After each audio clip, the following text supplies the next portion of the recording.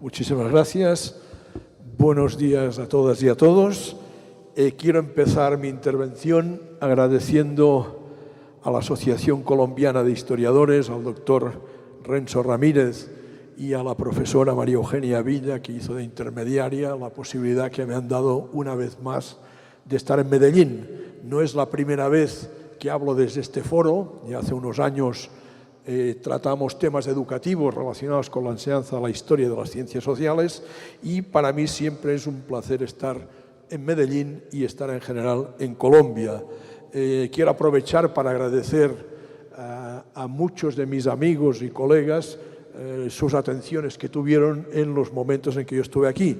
Y me gustaría empezar recordando y agradeciendo al doctor Javier Guerrero y a la doctora Olga Janet Acuña por haberme invitado en un programa de doctorado en Historia a intervenir a hablar de la investigación en didáctica de la historia, cosa que, déjenme que les diga, no es nada habitual en España. Los departamentos de Historia hacen investigación histórica y los problemas de la educación, de la enseñanza de la historia, quedan en los departamentos de didácticas. También quisiera recordar y agradecer a los amigos y amigas de la Universidad de Antioquia, de la Universidad de Medellín, con los cuales he estado trabajando últimamente en torno a los derechos básicos de aprendizaje. También, por supuesto, a las amigas y amigos de la Universidad Tecnológica de Pereira, en cuyo doctorado en didáctica estoy colaborando y haciendo cosas interesantes, y no me gustaría en absoluto olvidarme de los amigos y amigas del Colegio Calasanz de Bogotá, donde empecé a conocer la realidad educativa de este país a través del contacto con maestros y maestras que están enseñando. Seguramente me olvida mucha gente, pero sí quisiera aprovechar el énfasis para decirles que todos y cada uno de estos contactos me han permitido el atrevimiento de aceptar esta invitación, porque tenía unas ciertas referencias, podía manejarme en términos de brújula en relación con lo que está ocurriendo en su país. Y además me ofrecería información para seguir trabajando con colegas que están hoy mismo haciendo sus tesis doctorales en didáctica de la historia sobre temas y problemas educativos relevantes de su país.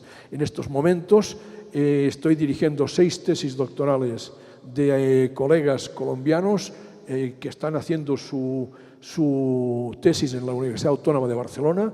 De ellos 3 van a defender ya el próximo mes, 2 van a centrar su investigación sobre el conflicto y el posconflicto y qué ocurre.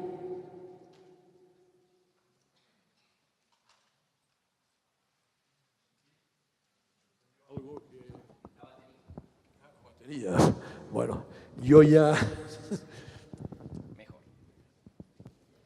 les decía que están haciendo concretamente 4 tesis sobre el conflicto y el posconflicto. 2 se van a defender ya al mes de noviembre y 2 espero que acaben en 1 o 2 años. Es un tema relevante para su país, es un tema en el que a mí personalmente me ha apasionado y estoy intentando ayudarles y facilitarles al máximo de lo posible que su investigación sean referentes para seguir investigando un tema y un problema que sin duda será determinante en el futuro de la educación en Colombia.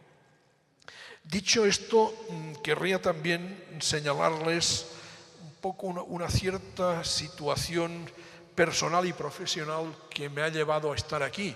Yo acabo de terminar mi vida profesional. Desde el día 1 de septiembre ya no soy profesor en activo porque he llegado a la edad que en España se considera que uno ya no puede seguir trabajando. Precisamente por la edad me han considerado profesor emérito y soy profesor emérito.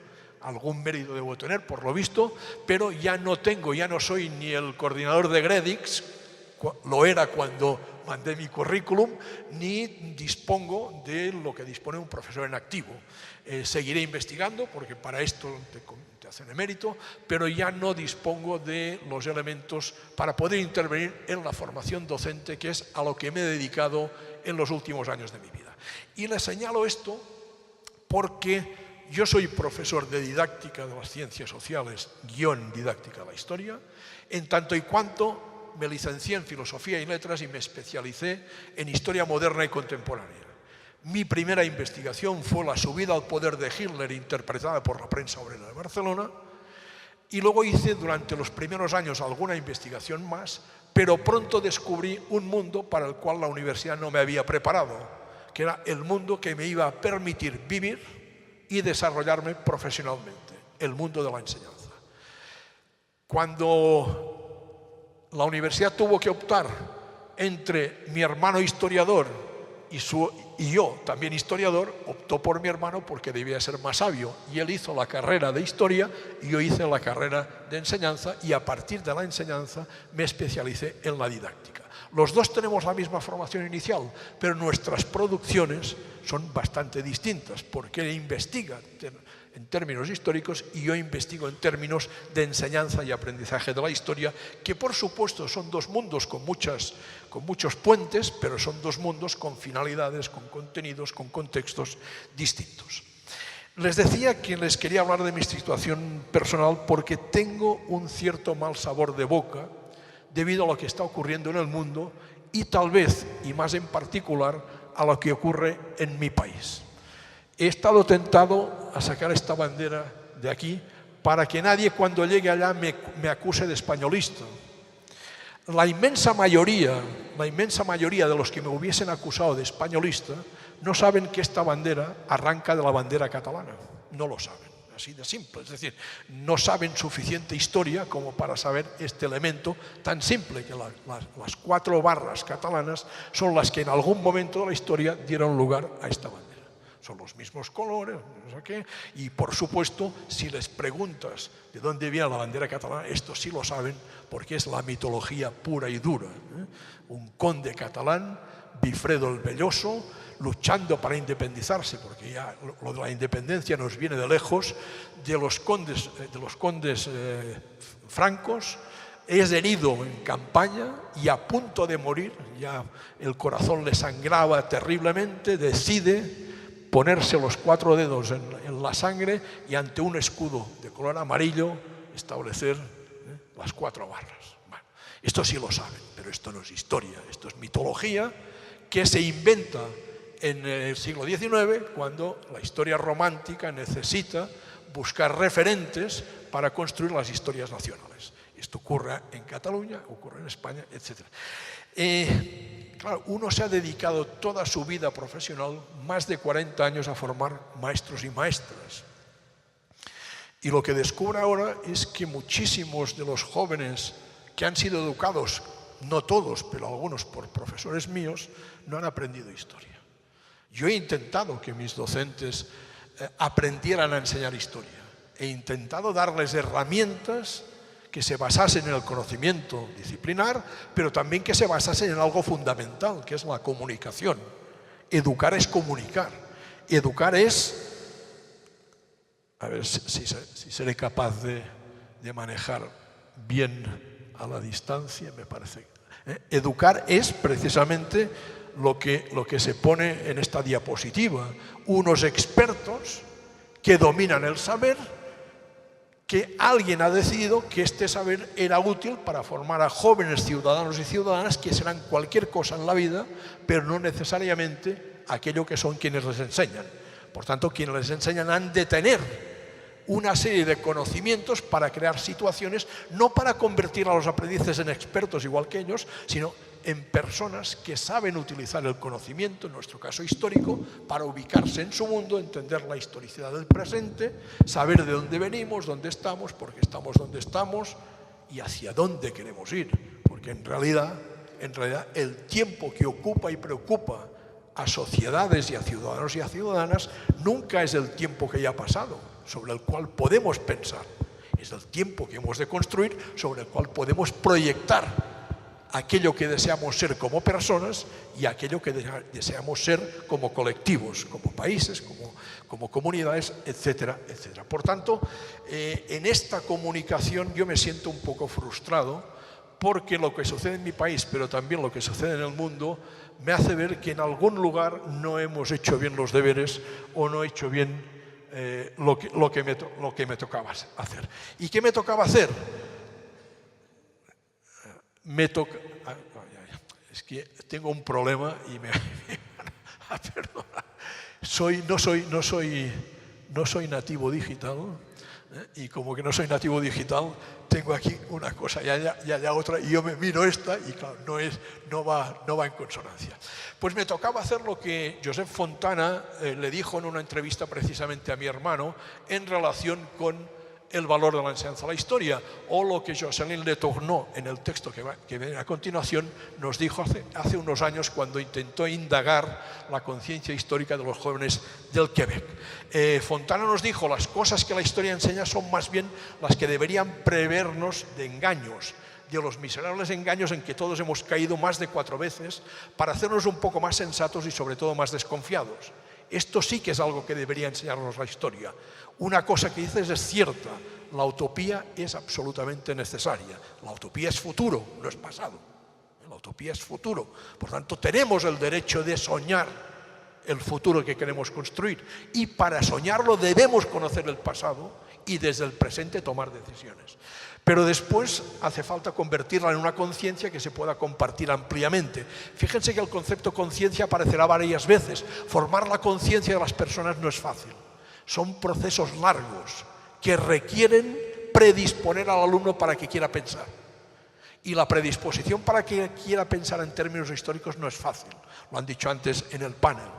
No es fácil. ¿Por qué? Porque el conocimiento histórico dispone de conceptos muy abstractos y es un viaje hacia situaciones que no son las nuestras, son más de otras generaciones, a veces, que han transcurrido a veces hace centenares de años. Y en estos momentos, el único principio que me parece que se puede compartir con unos y con otros es que es necesario resistir, que no es lícito resignarse al retroceso que se nos quiere imponer en ningún terreno. Aprovecho esta expresión del doctor Fontana para decirles que lo que está ocurriendo en la enseñanza de la historia y de las ciencias sociales es un problema global, como lo es en la enseñanza del resto de disciplinas. Luego hay que contextualizar los problemas, por supuesto, para entenderlos bien hay que contextualizarlos.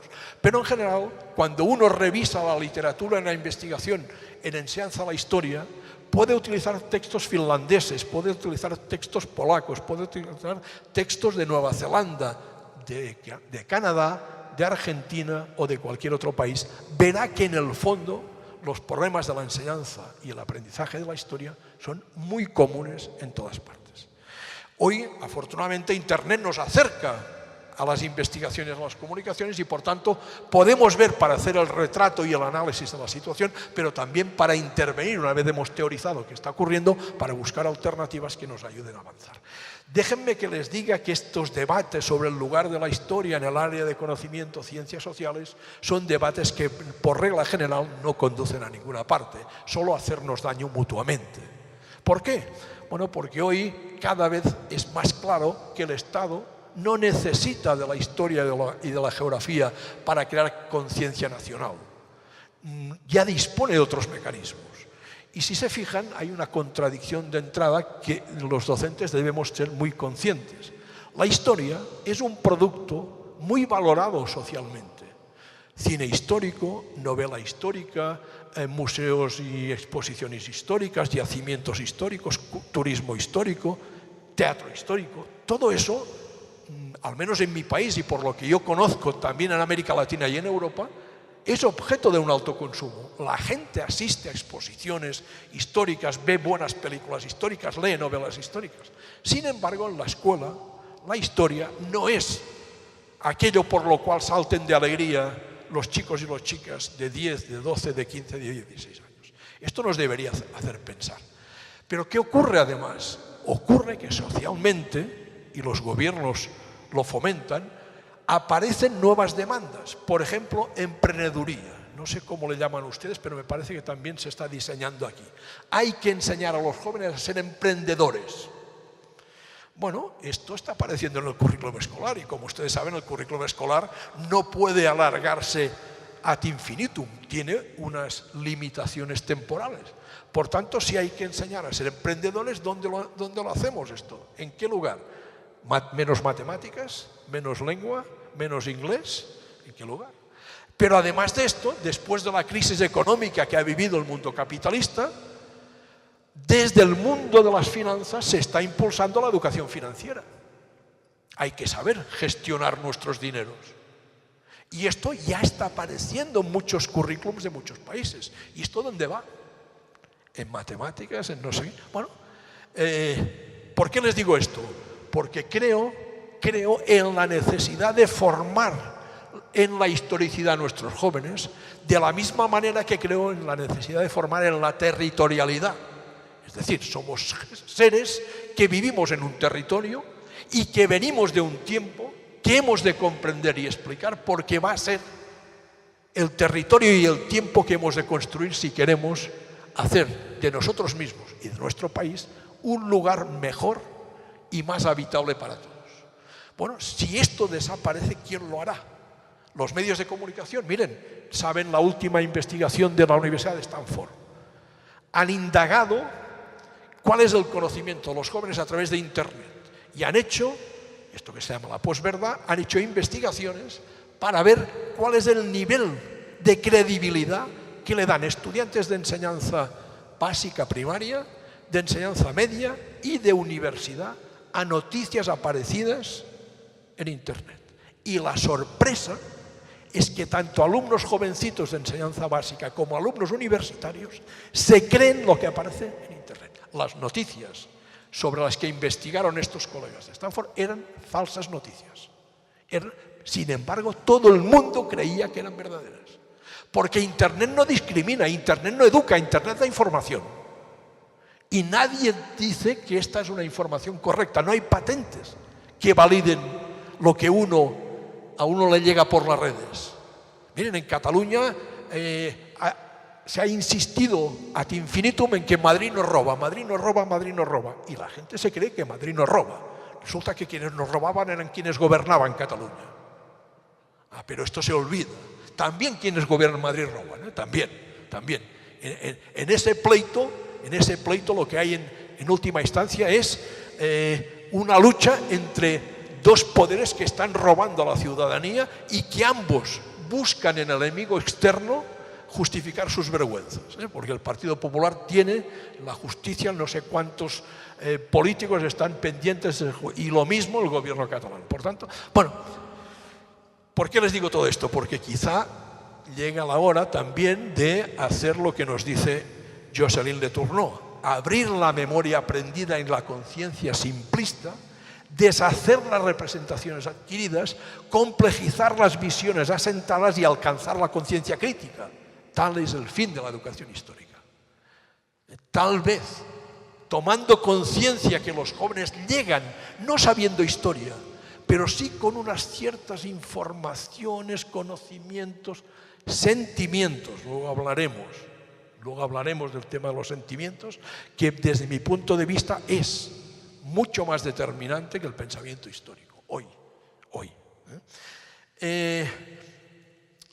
A partir de estas dos consideraciones, mi idea era hablarles de cuál es mi punto de partida, al mundo de la historia, algunas reflexiones de algunos historiadores y de algunos didactas, algunas ideas sobre qué historia se debería enseñar en la escuela primaria y secundaria hoy y qué sabemos sobre la práctica de la enseñanza de la historia y sobre la formación del profesorado. Y quería concluir con unas palabras del doctor Jaramillo Uribe que me ilustraron, me permitieron ver que esta no es una inquietud actual. Los problemas de la enseñanza de la historia son problemas relativamente antiguos y sobre todo de aquellos historiadores que se han ocupado y preocupado de la formación de profesores y de la enseñanza de la historia, que son aquellos que, como el profesor Jaramillo Uribe, tuvo contacto con la normal, con la formación del profesorado durante algún tiempo.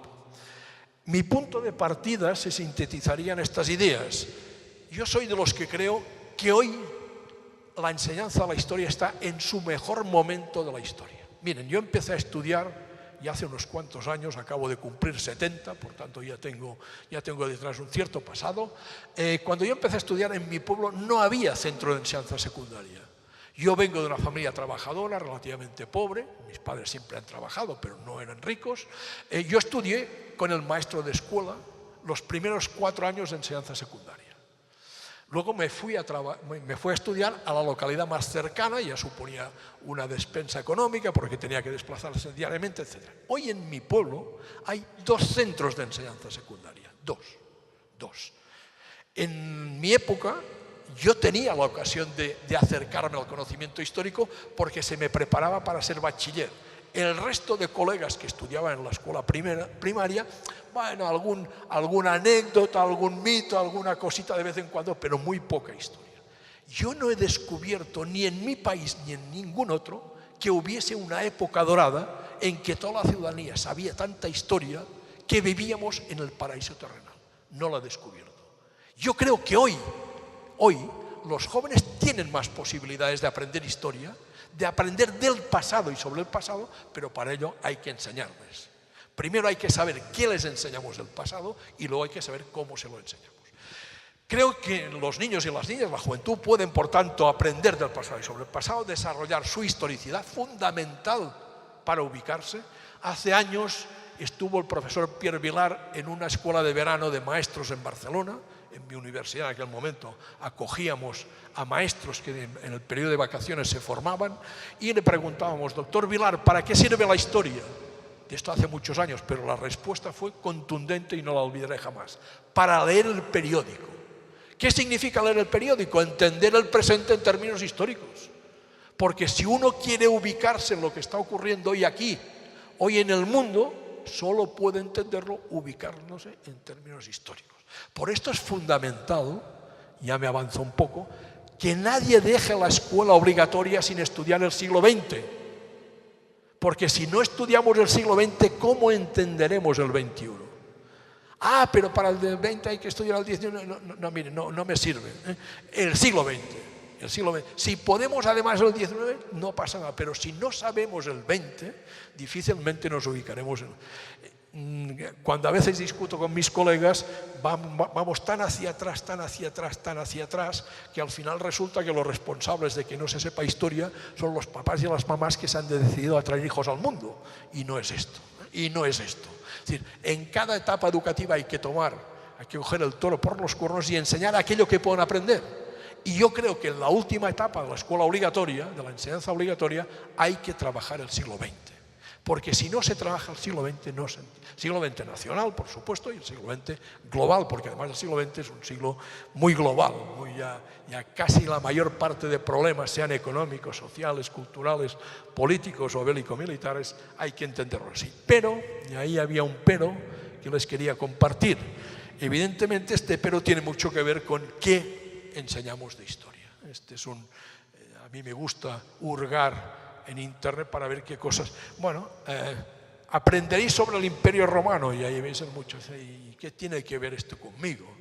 No es que yo me oponga a estudiar el Imperio Romano, quizá me oponga a esta secuencia que empieza en la prehistoria y que, cual autovía, llega al siglo XXI, cuando las cosas no son así.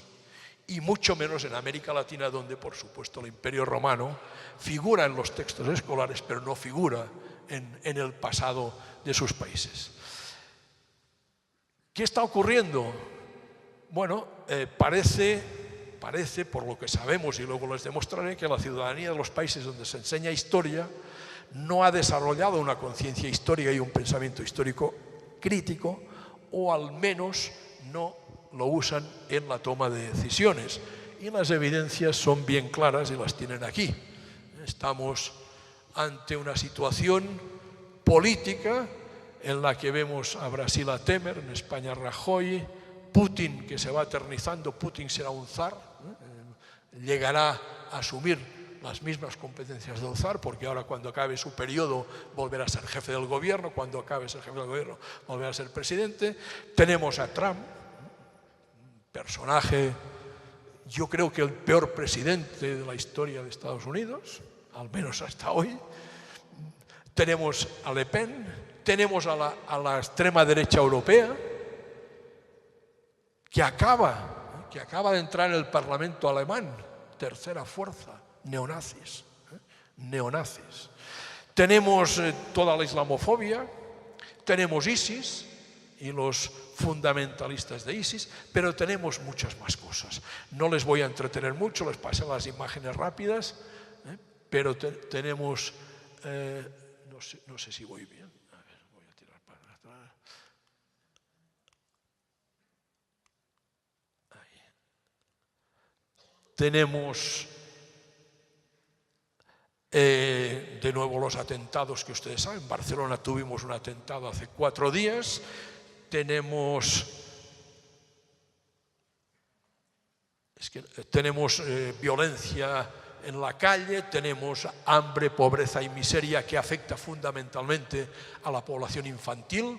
¿Cómo es posible que cuando las sociedades ricas tiran cantidad de comida, aún haya niños en el mundo que mueren de hambre? En este mundo global donde para viajar de un país a otro las personas necesitan documentarse, pero las armas, la droga y el dinero circula tranquilamente de un país a otro sin ningún problema. Tenemos violencia de género, terrible, terrible, en todas partes. Pobreza a la gente mayor, trabajo infantil. Tenemos una invisibilidad de las minorías originarias de muchos países.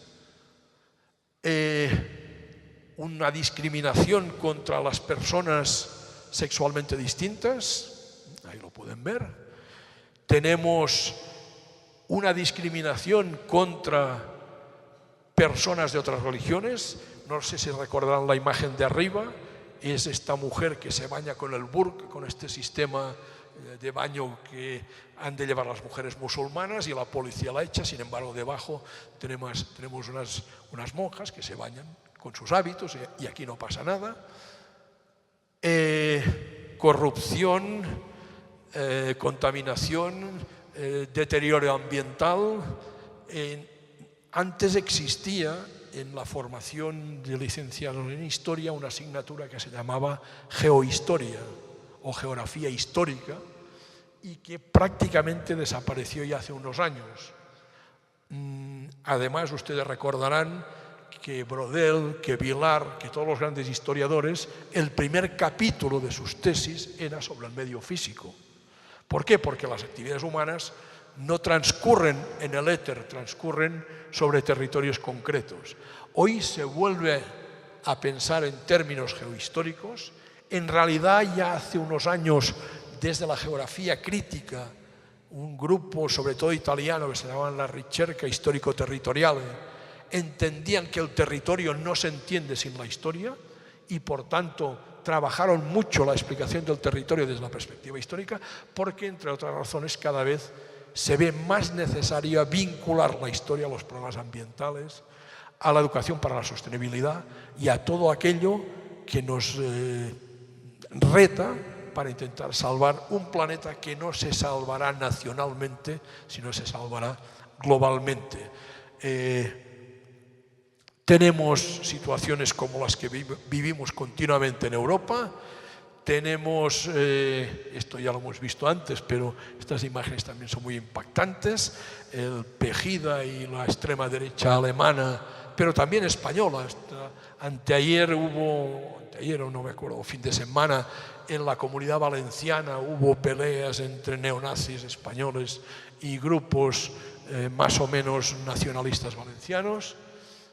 Bueno, esto podría seguir in eternum. A mí estos son los que me dan más miedo. Yo, francamente, cuando investigué en mi juventud la subida al poder de Hitler interpretada por la prensa obrera, es porque había algo que me chirriaba. No entendía cómo Hitler podía haber sido votado por la población más culta de Europa. Y Hitler accedió al poder a través del voto de la ciudadanía alemana. Es decir, Hitler no hizo un golpe de Estado, no. Luego lo hizo ya una vez en el poder. Pero Hitler accedió porque los alemanes decidieron que era la alternativa. Y lo votaron. Bueno, no sé si aprendemos de estas situaciones, no lo sé. En cualquier caso tenemos, ya entraría en el primer tema, tenemos una serie de reflexiones que me gustaría señalar de un filósofo, pensador, historiador norteamericano, Timothy Snyder, que en un librito muy pequeño, 20 capítulos muy cortitos, nos habla de qué deberíamos haber aprendido del siglo XX. y señala estas cuantas cosas que me parecen muy relevantes. La historia no se repite, pero instruye. La historia puede documentar y puede advertir. La historia nos permite ver pautas y sacar conclusiones. Nos esboza las estructuras en las cuales podemos buscar la libertad. La historia nos permite ser responsables, no de todo, esto es muy realista, pero sí de alguna cosita. Y acaba con esta frase que me parece relevante. Una cosa es segura: si los jóvenes no empiezan a hacer historia, los políticos de la eternidad y la inevitabilidad la destruirán. Y para hacer historia, los jóvenes norteamericanos, y yo añadiría, y las colombianas, las españolas, las catalanas y las de todo el mundo, deberán saber un poco de historia. Esto no es el final, es el inicio. Bueno, en este librito sobre la tiranía, 20 lecciones. Cada lección son 2 páginas de un librito muy pequeñito. No sé si está traducido al español, yo creo que sí.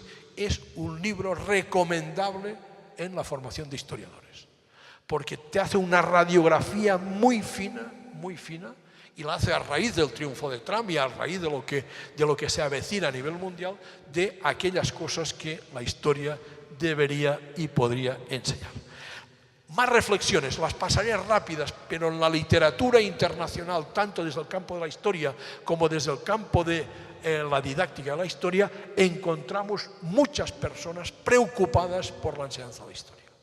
En Francia, el país de la historia por definición, al menos desde mi perspectiva, yo soy muy francófono, me eduqué, estudié francés en la escuela, no estudiábamos inglés, el inglés vino después. Mi formación emana fundamentalmente de la obra de Annales, de Pierre Vilar, y de una importante escuela francesa que ha sido un revulsivo, sobre todo frente a la historia más positivista o neopositivista. Bueno, pues en Francia en muy poco tiempo han aparecido 4 revistas, no de didáctica ni de enseñanza a la historia, dedicadas a los problemas de la enseñanza a la historia. En 2009, Cahiers Pédagogiques, Le Débat, Sèvres y Annales, una revista de historia que casi solo publica de historia, ha dedicado un número monográfico a la enseñanza de la historia. ¿Por qué? Bueno, pues porque se están detectando problemas que arrancan, por ejemplo, como señala esta autora brasileña, de los cambios producidos a finales del siglo XIX. A finales del siglo XIX se produce un quiebre importante que hace que tengamos que repensar las finalidades de la enseñanza de la historia.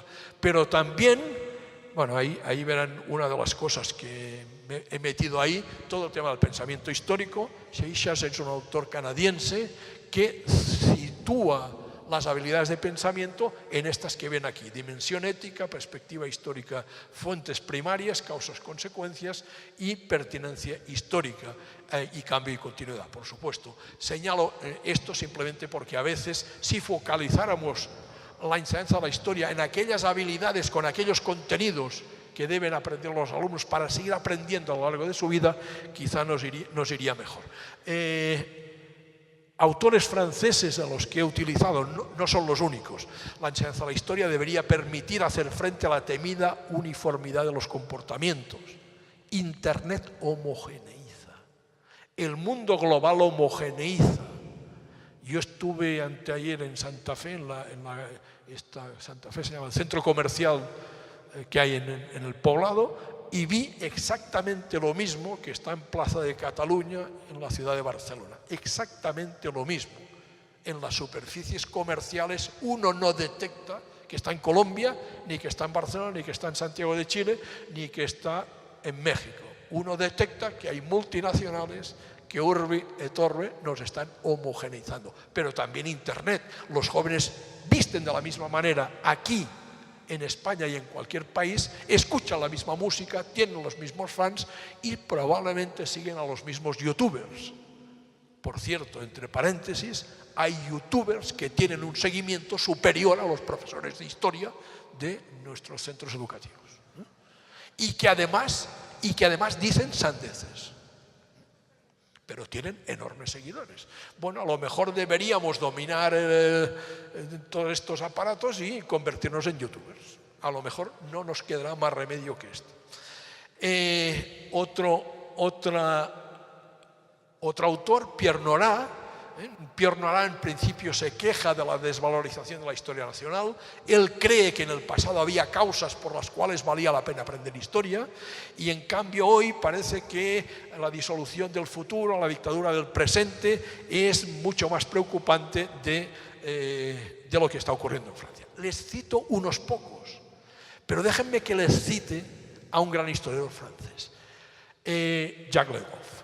Jacques Le Goff, antes de morir, intervino en un programa de radio en el cual participaron una cuarentena larga de historiadores franceses que en muy poco tiempo debían responder a la pregunta que le hizo a Marc Bloch, su hijo. Le dije: papá, ¿para qué sirve la historia? Esta es una frase ya muy conocida. En este programa de radio, que luego se publicó en un librito, ¿Para qué sirve la historia? Quoi sert l'histoire? Jacques Le Goff dice: sirve fundamentalmente para hacer de los ciudadanos y ciudadanas franceses unos buenos ciudadanos de Europa. Y a continuación añade: y para comprender el Islam. Y no habla de la Edad Media, no habla de que tengan que saber quién era Carlomagno, de que tengan que indagar en Juana de Arco, no, habla de que los ciudadanos franceses han de ser unos buenos. ¿Por qué? Porque utiliza el conocimiento histórico para proyectar futuro. Por supuesto que detrás de su concepción probablemente hay el modelo que existió en la Europa de la Edad Media, donde el gótico y el románico no tenían fronteras. O en todo caso el concepto frontera no era el concepto frontera que establece el capitalismo en el siglo XIX. Y por tanto los arquitectos iban de un país a otro construyendo iglesias románicas o catedrales góticas siguiendo el mismo patrón. Y ya no les digo de la época clásica del mundo latino, y probablemente del Renacimiento, y probablemente de la Ilustración. Y a partir de ahí ya no lo tengo tan claro, porque el capitalismo inicia una lucha fuerte contra el otro, el país vecino, para dominar mercados. Y por tanto aparece la frontera, y al lado de la frontera aparece la bandera, el himno y las historias nacionales que hemos de enseñar en las escuelas para demostrar a los jóvenes que nosotros somos los más guapos, los más lindos, los más bellos, los que tenemos el mejor país del mundo, etcétera, etcétera, etcétera. Bueno, que un historiador como Le Goff, en su momento ya mayor, diga esto, me parece que es relevante, Buena parte, este libro no está traducido al español, son, ya le digo, 40 y tantas entrevistas, están en francés, pero es un libro que también valdría la pena ser conocido en las facultades de historia, porque buena parte de historiadores reflexionan más allá de su especialidad, y en este sentido de proyectar la historia en su uso social más importante, y buena parte del uso social más importante pasa por la escuela, pero también por el uso que hacen los medios del mismo. Antes les decía que todo eso qué consecuencias tienen. Les voy a dar dos pequeños retratos. Haydn dice que el alumnado inglés debe al sistema escolar sin poseer un mapa mental o un retrato del pasado coherente y útil. Bueno, esto tal vez explicaría el Brexit, ¿no? Por ejemplo, el Brexit, en el cual pues muchísimos ciudadanos ingleses votaron y luego descubrieron que les habían engañado. Simplemente que desde los medios, los partidarios del Brexit, les daban una serie de noticias que no tenían ningún fundamento. Aprender historia es saber argumentar. Aprender historia es ir más allá de los hechos y buscar cómo justificamos nuestras interpretaciones del pasado. O lo que dicen en este texto es más reciente, la Asociación de Profesores de Historia Italiana, Clio 92, en la que pone en evidencia, en un texto muy sencillo, la formación histórica de los estudiantes es totalmente insatisfactoria en Italia y en todo el mundo occidental. No promueve la cultura histórica, ni el pensamiento histórico, ni la capacidad de relacionar los fenómenos estudiados con las características del presente o el espíritu crítico. Es una historia inspirada en la ideología nacionalista, con la intención de formar el saber histórico de súbditos y de buenos patriotas. Bueno, esto es así, no solo en los estados. Los partidarios en el norte de Italia de construir la Padania, que son de la Liga Norte, que son casi neofascistas, también utilizan la historia para demostrar que la Pagania ha de desprenderse del sur, porque el sur le roba, el sur hace que todo el dinero que el norte es Milán, Milán es Venecia, es la Pagania, les llaman ellos, al final también estos declararon la independencia hace un tiempo, y hace unos días leía que de todo el montaje que hicieron en torno a la independencia de la Pagania, la única cosa que ha quedado es que cada año eligen a Miss Pagania. Por lo visto es la única cosa que quedó. ¿Por qué? Porque después de lo que costó la construcción de Italia, la construcción de Alemania, por las propias burguesías de estos países que les interesaba un mercado único nacional, ¿cómo hoy van a desmontar aquello cuando lo que hay que hacer es reforzar no solo el país, sino la Unión Europea como mercado capitalista prioritario de unos y otros? ¿Qué está ocurriendo? Miren, les enseño esta imagen porque me impactó muchísimo. Ustedes conocen a los personajes, al menos a dos de los tres. Bien, la señorita que está en medio es una recién egresada de la escuela italiana que obtuvo el premio de Miss Italia. Y esta joven lo obtuvo el año pasado, hace dos años. Y esta joven le otorgaron el premio por su belleza, por todos los cánones de la belleza, pero además por sus conocimientos históricos. Hay por lo visto una pequeña prueba cultural, y ahí vino a decir lo siguiente: como soy mujer, dijo, me hubiese gustado vivir en la Segunda Guerra Mundial. Como soy mujer no habría tenido que hacer el servicio militar, afirma Alisa Battini, 18 años, dijo, sucedieron cosas terribles, pero hoy todo es tan rutinario. Bueno, y ahí lo dejo. Preocupante, porque no es una joven salida de un barrio marginal, no, es una joven clase media, bien educada, bien alimentada, con una escuela obligatoria consolidada y con estudios postobligatorios. Bueno, es preocupante porque tal vez no sea la mayoría, y estoy convencido que no lo es, pero sí que buena parte esto refleja qué está ocurriendo con la enseñanza de la historia. Predomina la visión nacionalista y eurocéntrica, sigue predominando. Cuando el gobierno de mi país, Cataluña, tuvo competencias en educación, un grupo de docentes que procedíamos de la renovación pedagógica intentamos implementar otra enseñanza de la historia, inspirada fundamentalmente en los aportes de aquellos grupos de innovación que en torno a mayo del 68 cuestionaban las historias nacionales y positivistas.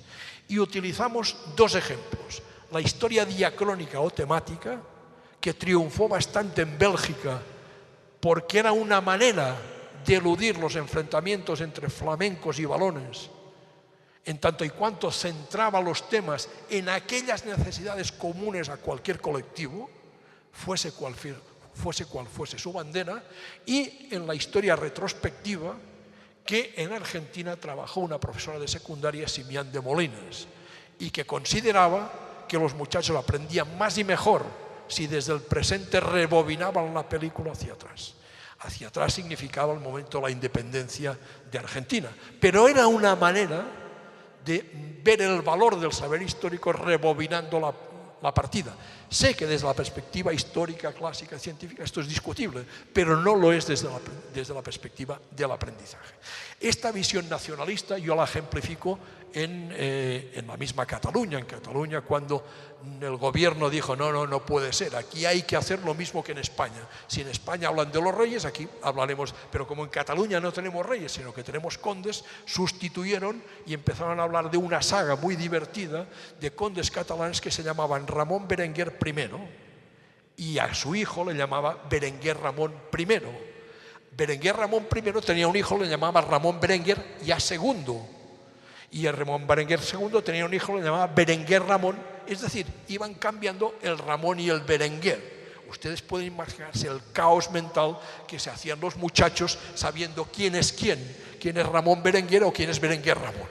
Bueno, no hay otra historia posible que esta historia de personajes que además casa mucho con el cortoplacismo, porque si periodizamos la historia a partir de las sucesiones de reyes o de presidentes de la República, estamos entrando en el cortoplacismo y no vemos la dimensión que nos quiso hacer ver Brodel con La larga dimensión, que es la que ayuda a comprender la profundidad de los cambios o de las continuidades. Una larga duración que luego hay que combinar con la media duración y con la microhistoria, que es donde los alumnos ven el sentido del comportamiento humano ante cualquier tipo de tema o de problema.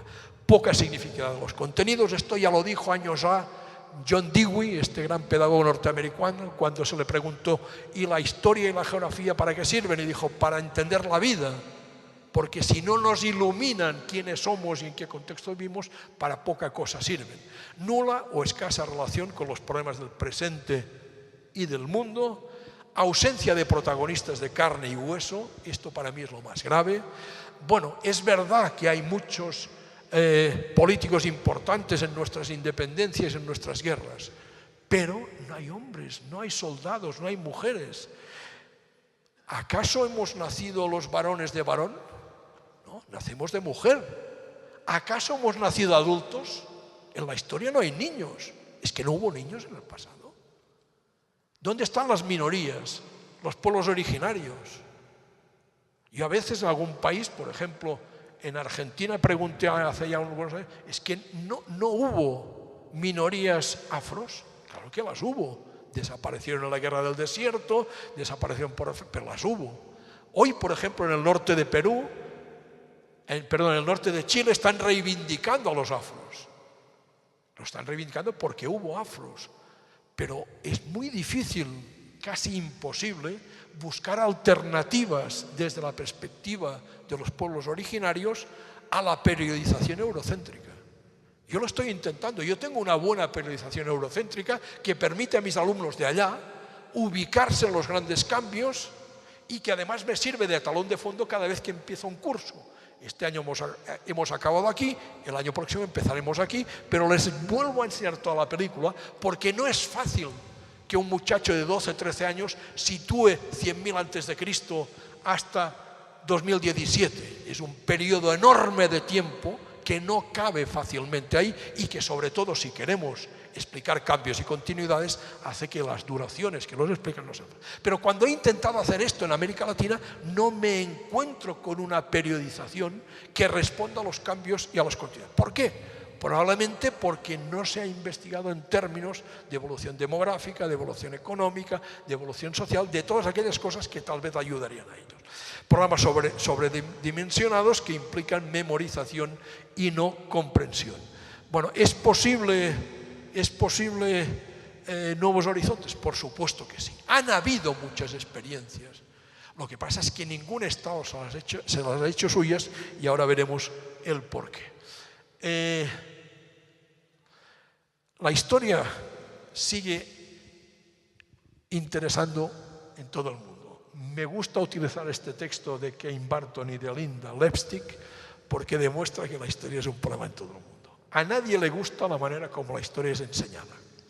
Los conservadores piensan que es demasiado multicultural y los multiculturalistas creen que es demasiado conservadora. Los políticos dicen que no promueve el patriotismo y los reformadores sociales dicen que no promueve la reflexión crítica. Los partidarios de estudios sociales se inquietan ante la importancia que tiene la historia y los especialistas en historia se inquietan por la poca importancia que recibe. Los legisladores argumentan que las escuelas deben ser para el examen y las escuelas argumentan que deben ser para que el alumnado piense mejor. Los investigadores critican al profesorado por no utilizar las fuentes primarias, los profesores critican a los estudiantes porque no quieren aprender y los estudiantes critican los libros de texto por ser mortalmente aburridos. ¡Qué lío! Bueno, yo casi me atrevería a acabar aquí para que haya tiempo para el debate, pero no me gustaría dejar de citar un par de cosas. Si les parece, voy a citar a François Odigier. François Odigier es un gran didacta de la historia francés, ya jubilado. Se jubiló en la Universidad de Ginebra porque en Francia la derecha empezó a revisar la historia que se enseñaba. Ya lo hizo en tiempos de Mitterrand.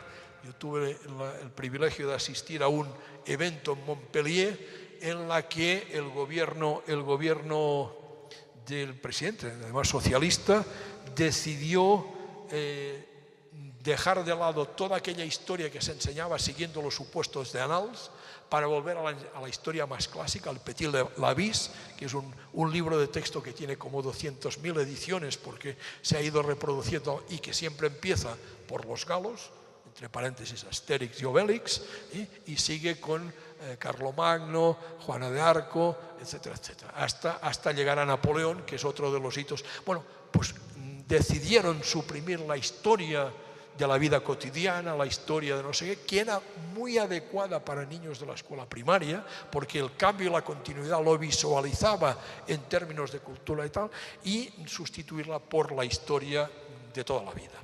Además decidieron, en Francia esto siempre ha sido así, que la geografía y la historia iban a la par.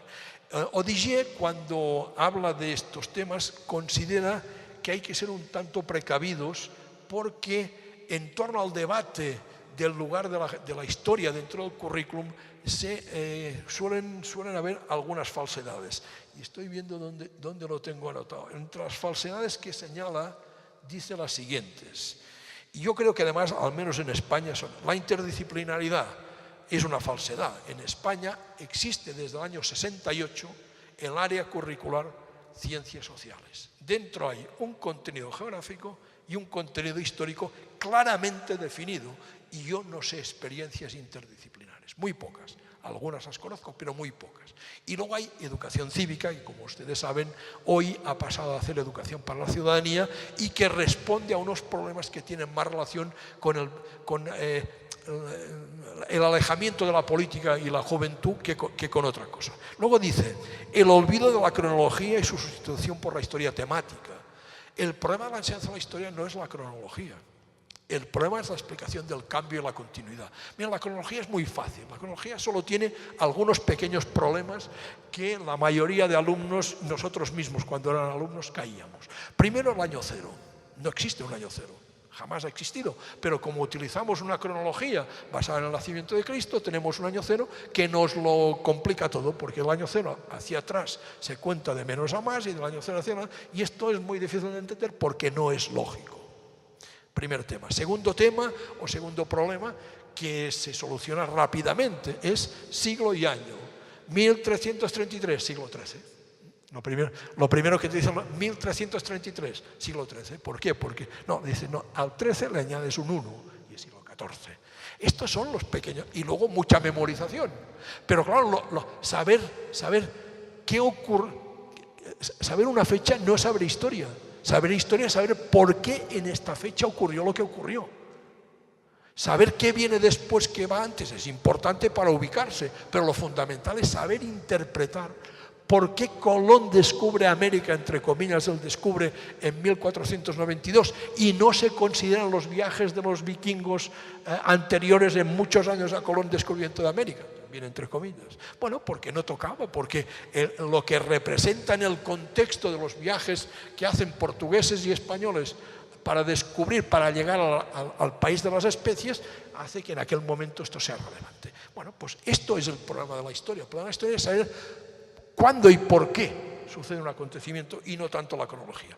Y nos dice Odigier otras cosas como, por ejemplo, todo el tema de la formación del pensamiento histórico al margen de los contenidos. El pensamiento histórico es clave, pero no se desarrolla al margen de contenidos. Por tanto, hay que seleccionar muy bien qué contenido queremos que los alumnos aprendan. Y, por supuesto, hay contenidos más relevantes que otros. Antes les decía la invisibilidad.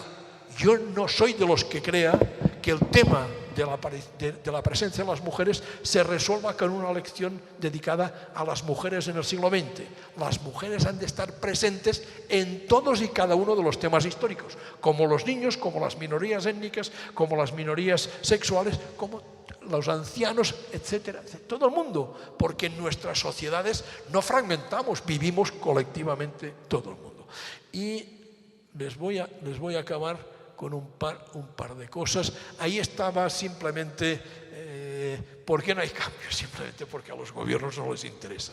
Hay una autora francesa, Patrice Legris, que se la recomiendo, dice, ¿quién escribe los programas de historia? Analiza los programas de historia desde después de la Segunda Guerra Mundial hasta la actualidad, y Patrice Legris llega a la conclusión siguiente.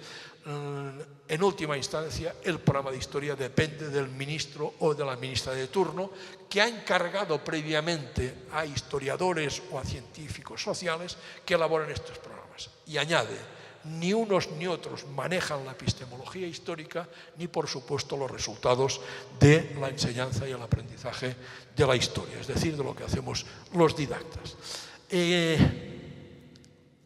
Quería simplemente señalar, y ya voy acabando, la importancia que tienen las emociones.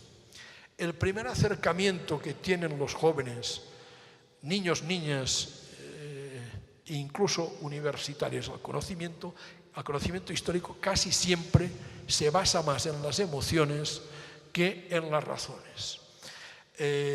Jacques Delors, en un libro precioso que hay que recuperar, La educación encierra un tesoro, decía que la tarea de la escuela consiste en pensar, sentir y actuar.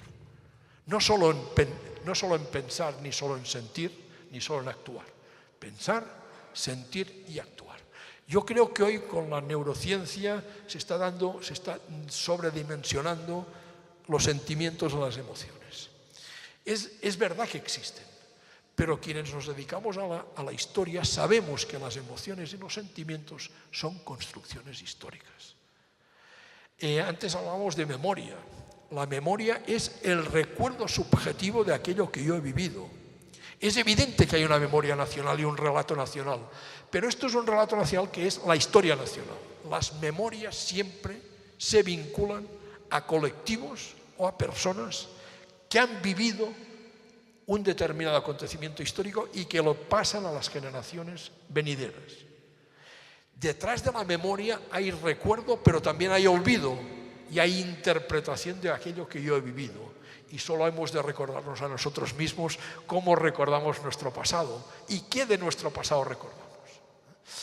Esto es una de las causas que hace que muchos jovencitos entren de lleno en la historia valorando solo aquello que les habla favorablemente de ellos.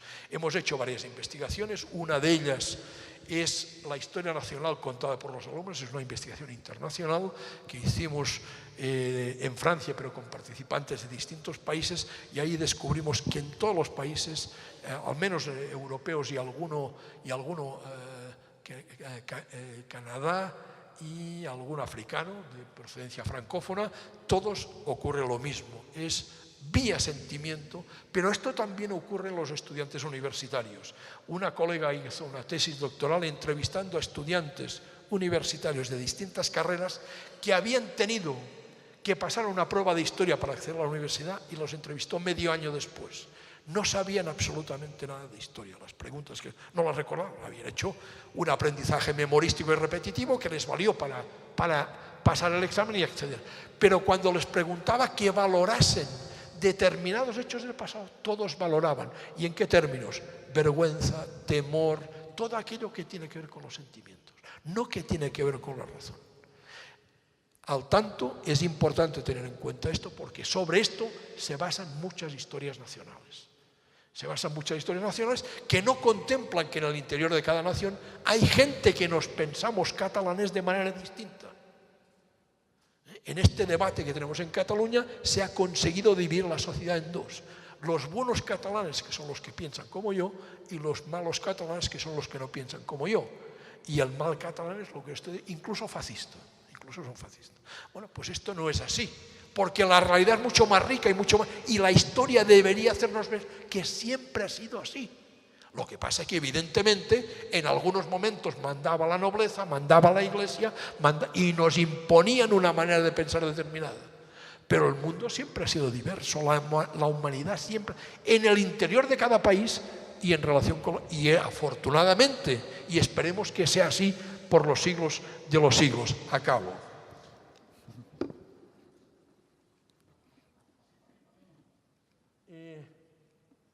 Quería citarles este texto que les comentaba. Ahí son ejemplos de distintas maneras de enfocar el tema. buena parte del cambio, y esto no quisiera olvidarme de decirlo, está en manos del profesorado. Si el profesorado tuviera la formación que yo creo que debería tener, el profesorado enseñaría una historia para que los jóvenes la utilizaran como una herramienta libertadora, como una herramienta transformadora, como una herramienta al servicio de la democracia y de la equidad y de la justicia social, y como un elemento al servicio de las nuevas relaciones internacionales y de la paz. ¿Cómo lograrlo? Pues probablemente sin métodos transmisivos, escuchando más, dando la palabra, fomentando el pensamiento, relacionando lo que aprendemos en la escuela con la vida. Bueno, ahí hay cantidad de ideas que estarían ahí. El profesor se forma en la escuela. Este soy yo me formé. Mi desarrollo profesional nace cuando yo de niño me llevan a la escuela y hasta hoy, que ya no estoy en la escuela, he ido desarrollándome en este contexto. Es bueno que los docentes recuerden su paso por la escuela, sobre todo para evitar aquellos malos ratos que les hizo pasar algún profesor, alguna profesora que no las acaba de entender. Es bueno que no olviden esto, porque el cambio dependerá de ustedes. Y ahí sí quiero citar, ya con eso concluyo, un texto de Jaramillo, porque me parece relevante de lo que estamos discutiendo, de lo que he presentado y de lo que han estado ustedes discutiendo. En una entrevista que le hicieron ahí está la cita, decía el profesor, el doctor Jaramillo, decía lo siguiente: era muy importante inculcarle a la gente la idea de que su aprendizaje no dependía solo de lo que le suministraba el profesor, sino que había otras vías de aprendizaje en las que debía incursionar. Y esto lo hemos de tener muy claro. Cine histórico, novela histórica, cómics históricos, etcétera, etcétera, etcétera, ayudan. Yo creo, cuando yo me he planteado, ¿y yo por qué estudié historia? Yo creo que es porque me gustaban unos cómics de un personaje medieval que se llamaba el Capitán Trueno, y que en plena dictadura franquista me permitían soñar que era posible otro mundo. Creo que esta fue la vía, porque en mi familia no hay historiadores. Mis abuelos eran prácticamente analfabetos, mis padres sabían leer y escribir, pero no tenían estudios. Yo no tengo referentes familiares en la historia, pero tanto mi hermano como yo somos los dos somos historiadores. Por tanto, seguramente era la lectura del cómic, un soñar que era posible otros mundos, que nos hizo, como dice el profesor Jaramillo, pues acercarnos al conocimiento histórico. Y sigue, pero debía ser preparado para saber que enseñar tenía dos partes, se refiere a los profesores de historia. Que enseñar tenía dos partes, una relacionada con los conocimientos y otra con la pedagogía. Nadie enseña lo que no sabe, pero no basta con saber para enseñar. Y yo creo que esto sintetiza bastante bien el pensamiento de Jaramillo. Yo, para enseñar, he de saber, pero si solo sé, no enseñaré, haré otras cosas. Siempre les decía a los estudiantes, el éxito de un profesor depende primero del dominio de la materia. Si usted no se presenta dominando su materia y no prepara bien sus clases, está perdido. Pero cuando se llegaba a ese problema de la dirección del grupo y de la autoridad del maestro, se decía: es necesario que adquiera ciertos hábitos, que infunda cierto respeto, cierta admiración. Se insistía mucho en todo esto. Por una parte, en las técnicas de conducción del grupo, y luego en la conducta y el manejo del profesor. Y además les trataba de mostrar el vínculo entre el cambio de los sistemas pedagógicos y las necesidades sociales e industriales. Mostrarles que esto no sucedía simplemente como resultado de unas ideas, sino que dependía también de ciertas exigencias de la vida social. Esto que dijo Jaramillo casa muy bien, y ya con esto concluyo definitivamente, con las palabras de estos dos historiadores en un manifiesto de la enseñanza de la historia, en el que pueden ver historiadores, y yo he añadido, y didactas de la historia del mundo unidos.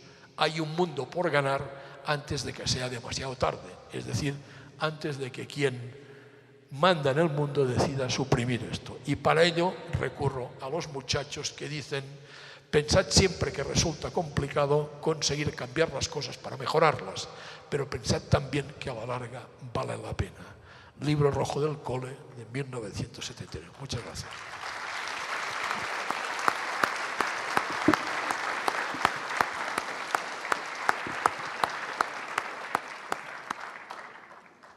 Profesor Pallé, tenemos Serios problemas.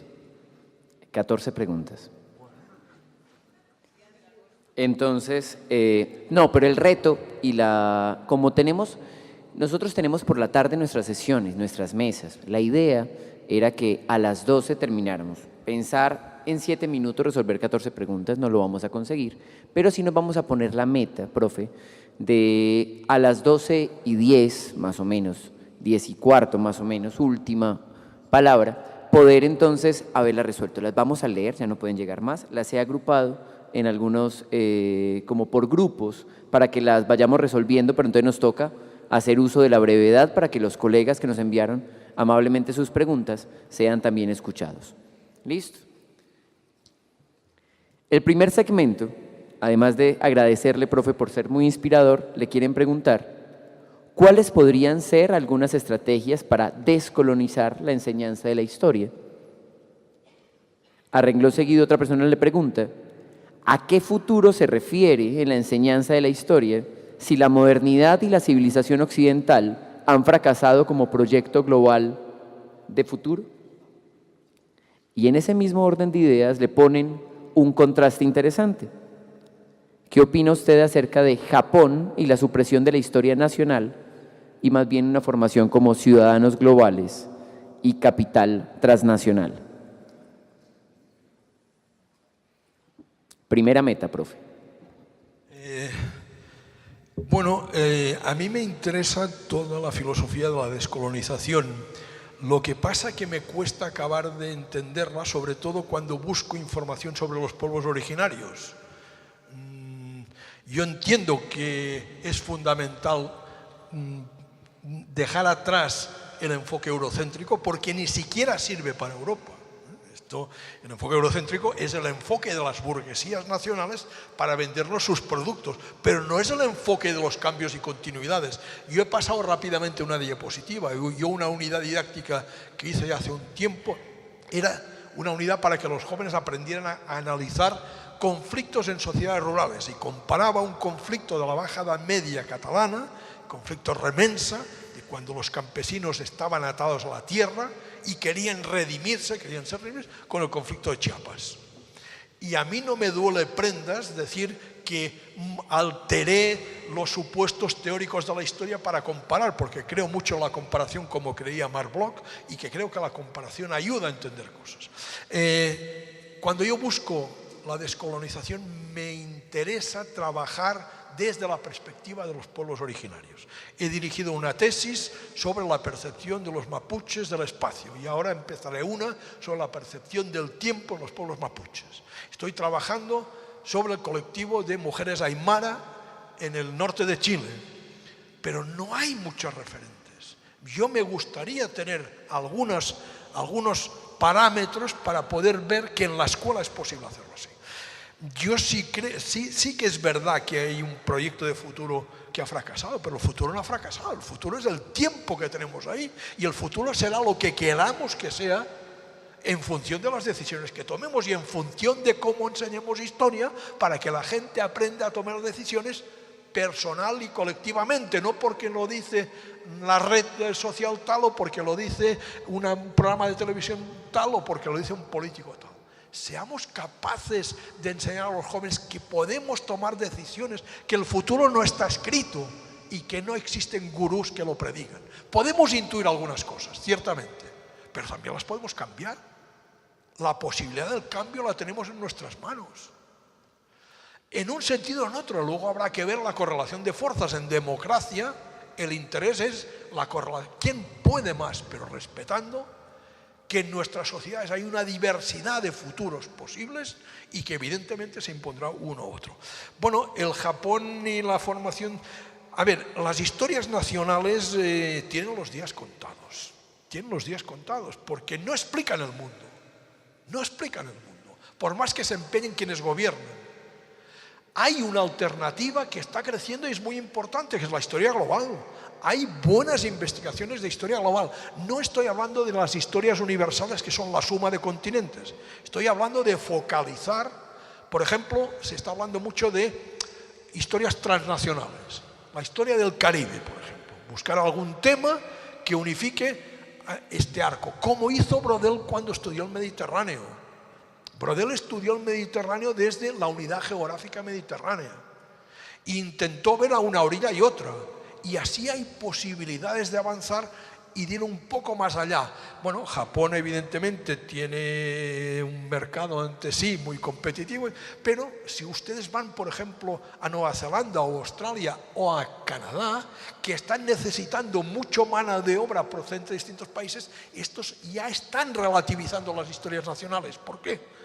Porque Australia están llegando filipinos, chinos, cantidad de gente, porque es un gran continente despoblado y necesitan poblarlo. No les pueden vender la historia de la minoría británica que ocupó Canadá años y acabó con las poblaciones. Están buscando otras alternativas que pasan en buena parte por historias globales, por buscar aquellos problemas que la gente tiene en común. Yo a mis alumnos siempre les digo, no olvidéis algo fundamental: reímos y lloramos de la misma manera todos los seres humanos de cualquier lugar del planeta.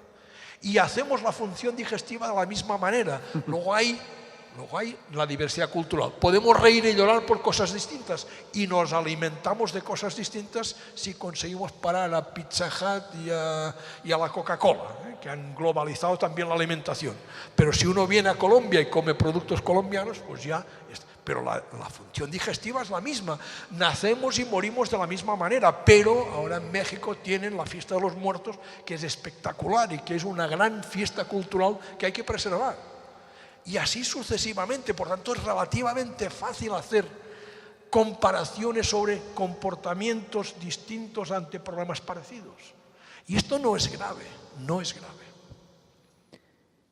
Siguiendo el orden en el que ha estado respondiendo esas preguntas y las alusiones que hace, le mencionan y le hacen una recomendación de que le faltó mencionar dentro de las minorías a la comunidad LGBTI. Entonces, si de repente puede. Y hay una pregunta que tiene acá relación directa con lo que nos estaba planteando, y incluso se la ampliaron al auditorio. ¿Les puede dar criterios y opiniones sobre el tema de las culturas originarias como contenido en la enseñanza de la historia? De las culturas originarias cómo entran en este marco de la enseñanza de la historia. Y ahí se complementa cómo trabajar la enseñanza de la historia en el marco de un posacuerdo, caso colombiano, en poblaciones que ya fueron afectadas directamente por el conflicto. Y este es el cierre perfecto para este ciclo. ¿Se le debe dejar a los políticos el futuro de la enseñanza de la historia frente a estos temas? A ver, el tema LGTBI, no lo hablé efectivamente, no lo hablé de manera explícita, pero lo tengo muy presente, y en una de las diapositivas en la que aparece, no sé qué, lo he hecho al revés, no sé qué he hecho ahora aquí, ya se fue. No es culpa suya, ya lo estamos resolviendo, no se preocupe. Aparecen distintos grupos invisibles, entre ellos una pareja de homosexuales. Yo lo tengo bien presente porque no es fácil, pero yo creo que hay que tratarlos. Bueno, las culturas originales hay que introducirlas en la enseñanza de la historia. ¿Por qué no estudiamos qué ocurría en el año 1000 en una ciudad europea, una ciudad africana, una ciudad de América Latina, una ciudad... ¿Por qué? ¿Por qué no lo hacemos? Es factible. Quizá porque no hay historiografía suficiente, pero si la hay, es relativamente fácil. Pero esto no es la historia cronológica clásica, ya lo sé. Pero yo llevo mucho tiempo diciendo, miren, cuando en España estudiamos el año 1000, si comparamos la capital de la España cristiana, León, con la capital de la España islámica, Córdoba, los musulmanes nos ganan por goleadas. Una ciudad culturalmente bella, con agua corriente, no sé qué, frente a un pueblo de 4 rústicos analfabetos que era la capital de la cristiana. Bueno, ¿por qué no hacemos estas cosas? ¿Quién nos lo impide? ¿Acaso hay investigación que nos dice que el sistema cronológico que preside los textos históricos es el mejor para aprender historia? No la hay. No la hay. No es verdad que empezar la historia por la prehistoria conduzca a más y mejores aprendizajes históricos. No es verdad. Los niños, cuando empiezan a trabajar la prehistoria, la identifican con cuentos. Viven en cabañas, matan bisontes. Cuentos que olvidan porque no saben qué significa 100.000 antes de Cristo ni 3.000 antes de Cristo. Y porque además no es un conocimiento relevante. Podíamos hacer otra cosa. Cómo se alimentaban los primeros habitantes, cómo se alimentaban en la época romana, cómo se alimentaban en la Edad Media, cómo se alimentaban antes de la llegada de los españoles a América. Podíamos hacer comparaciones mucho más razonables.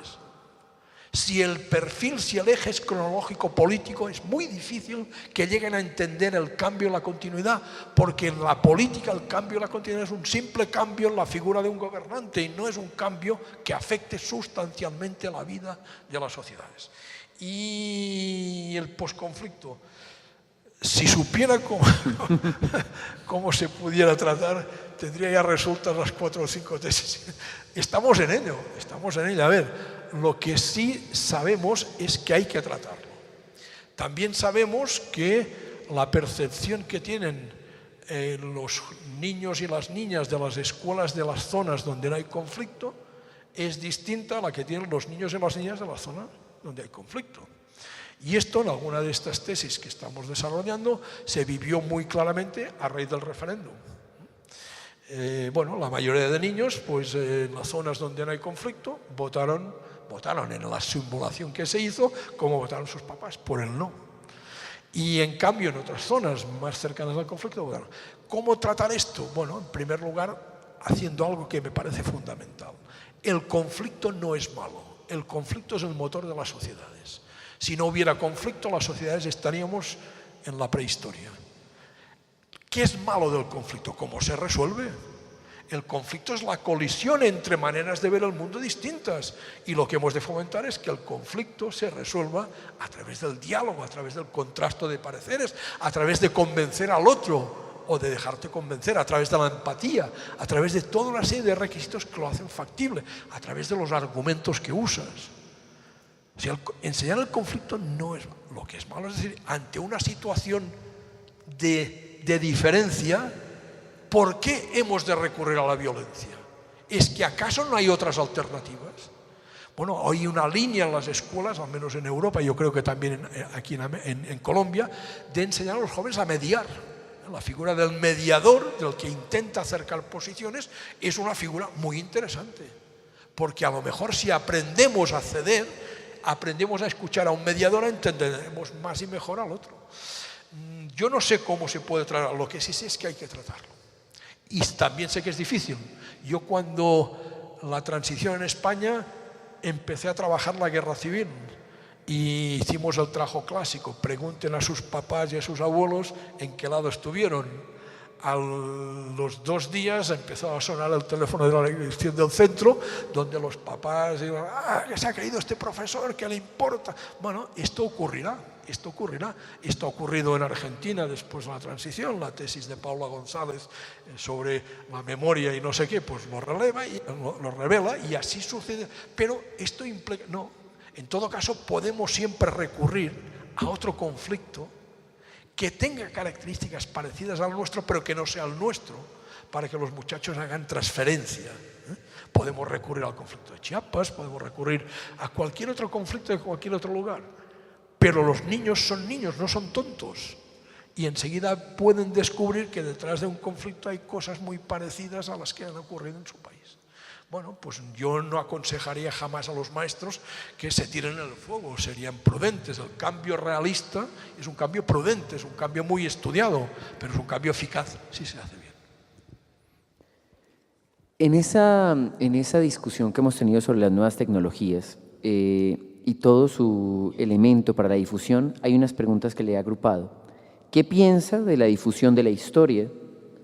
¿Cómo se pueden aplicar las tecnologías de la información y la comunicación para la enseñanza de la historia? Y dos puntos de contraste. Ante la fe ciega en lo que dice Internet, ¿habría que obligar a todos los estudiantes a leer el discurso del método de Descartes? Y por el otro lado, también se consideran que también se puede valorar a los personajes como Juana de Arco, porque una revisión de este personaje podría adentrarnos no solamente a la época, sino también a la experiencia para vivir el presente. Esas son las sugerencias que le hacen por este lado. Bueno, yo no soy nativo digital. ya se lo digo, no soy nativo digital, por tanto me cuesta mucho manejarme en estas tecnologías, hago el esfuerzo, intento moverme y tal. Creo que sí, que hay muchas posibilidades. Yo ahora mismo tengo en mis archivos cantidad de mapas históricos, de cartografía, que antes era muy difícil acceder a ella porque estaban en los archivos y que ahora se ha digitalizado y me permite, por ejemplo, estudiar la evolución de Bogotá, estudiar la evolución de Medellín, con cartografía muy bien conservada y que ven los cambios y las continuidades en el crecimiento de la ciudad. Lo mismo con imágenes en las que te permite una lectura de imagen para ir sacando características, describir cómo era la sociedad y compararla, etc. Por tanto, por ahí yo creo que hay una vía muy interesante, pero también utilizada de manera creativa, no haciéndolos ir a Internet y que se descarguen todo lo que hay, sino haciéndoles ir a Internet con orientación para que seleccionen y busquen aquello que es relevante. En este sentido, yo les diría que una cosa es la utilización de lo que hay y otra es cómo podemos intervenir nosotros. Hemos trabajado con el Movie Maker, hemos hecho que nuestros alumnos hagan algunos trabajos con el Movie Maker. El Movie Maker es muy fácil, es el celular, tú les haces preparar un tema, buscan información sobre el tema, lo convierten en un guión, buscan imágenes, buscan músicas y luego lo que tienen que hacer es una breve película que la pueden grabar con el celular de 5 o 10 minutos. Y luego 10 minutos ya es mucho, 5 minutos. Y bueno, y aprenden porque hacen un relato que no es escrito, sino que es utilizando imagen, texto, una voz en off, etcétera, etcétera. Y por ahí yo creo que hay una vía importante. Bueno, yo no les haría leer el método de Descartes, bueno, depende de la edad, si son estudiantes de filosofía, Descartes es lo que haga falta, pero si son alumnos de 12, 13 años no les haría leer. Lo que sí les daría es algunas recomendaciones sobre lo que aparece en Internet, y ahí tenemos una tarea importante, los docentes, incorporar estos aparatos para ir viendo que hay muchas falsedades, hay muchas mentiras, que todo esto, la posverdad, existe y que no nos fiemos de lo que aparezca en las redes por el hecho de que aparezca en redes. Yo creo que es bueno ir educando en todo eso. Y no he entendido muy bien lo de Juana de Arco. Seguir usando los personajes, o sea, cuando se evita esto, el caso que usted ponía, al menos interpreto, de los reyes y tanto de personajes, ¿cómo esos personajes pueden ser útiles para hacerles entender a ellos el pasado desde el presente? Sí, a ver, por supuesto que en el caso de Juana de Arco es útil porque además permite ver cómo se ha instrumentalizado la mujer. Es decir, Juana de Arco aparece en la historia por lo que hizo como guerrera. No aparece su madre. La madre de Juana de Arco no aparece. Y evidentemente sin la madre de Juana de Arco no hay Juana de Arco.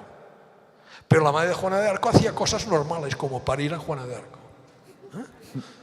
Y en cambio Juana de Arco asume roles masculinos en defensa de la monarquía francesa. Bueno, este es el tema. ¿Cómo hemos de combatir el discurso androcéntrico poniendo a la mujer en el lugar que tenía realmente y no en el lugar de unas minorías que eran minorías como Juana de Arco, Isabel la Católica y unas cuantas más? Y este último bloque es más relacionado con el tema de la enseñanza y como el reto que tenemos como formadores de historiadores. ¿Cómo se entiende que la historia, como parte fundamental de la construcción de la cultura, como culto del espíritu humano propio de una minoría, vaya a calar en una sociedad de masas donde impera el entretenimiento, la relajación y el poco esfuerzo? ¿Cómo se podría hacer frente al aumento de los cursos universitarios de historia, cada vez entran más estudiantes, sin sacrificar dinámicas que favorezcan el debate? La historia dejará entonces de ser una disciplina a ser un conocimiento general asequible a todos. Y por último, y en esta misma línea, ¿cuál es la diferencia entre la concepción de la enseñanza como emprendimiento y la defensa de la superioridad del siglo XX sobre otros siglos en la enseñanza de la historia? He empezado por la última. Yo creo que la última ya se contesta en sí misma. Si uno quiere entender el siglo XXI y no sabe nada del siglo XX, no entenderá nada. no entenderá nada, por más que sepa en profundidad la colonia o lo que quieran. Esto es así. El siglo XXI es la consecuencia de 2 guerras mundiales, del fascismo, del comunismo, de Che Guevara, que hemos cumplido 50 aniversario de su asesinato, de la conquista de derechos, de todo. No, pero en el caso de la enseñanza de la historia, o sea, las metodologías del 20 como predominando sobre las anteriores metodologías de enseñanza de la historia, al menos. Bueno, es que las metodologías del 20 son las metodologías habituales en nuestros jóvenes. A ver, yo no entiendo muy bien qué significa metodología del 20. Yo me inspiro en una tradición que arranca de Rousseau y que ha tenido en la escuela nueva y en la escuela activa, y hoy en una escuela que ya no es exactamente la misma, pero para mí sigue siendo tan válida la observación directa, salir de la escuela y ver la realidad, como evidentemente trabajarla a través de Internet. Con una diferencia importante: si yo puedo ir a visitar el Museo Botero directamente, iré a visitarlo. Si no puedo, lo veremos por Internet, pero prefiero que vean a Botero directamente, porque la realidad se percibe mucho mejor. En cuanto a la primera pregunta, yo creo que a los hombres y mujeres que hemos habitado y habitamos el planeta nos gustan las historias, queremos saber quiénes somos y dónde venimos. Y por tanto, bueno, lo que antes eran las historias que me contaba mi abuela en invierno cerca del hogar, calentándonos cuando hacía mucho frío, luego fueron sustituidas cuando fui a la escuela por otro tipo de relato histórico. Yo no descarto el predominio de las historias que me contaba la abuela y que son las que yo como abuelo cuento a mi nieto, sino que busco un saber mucho más sistemático, mucho más sistematizado, en el que no perdamos de vista que nosotros somos los protagonistas de la historia. Es decir, que la historia no está fuera de nosotros. Los hombres y mujeres hemos de desarrollar nuestra historicidad para sentirnos en la historia, para saber de dónde venimos, dónde estamos y sobre todo hacia dónde queremos ir.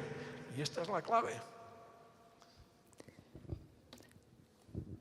Siendo las 12:13, un aplauso muy fuerte, que el profesor ha cumplido una meta. Muchas gracias.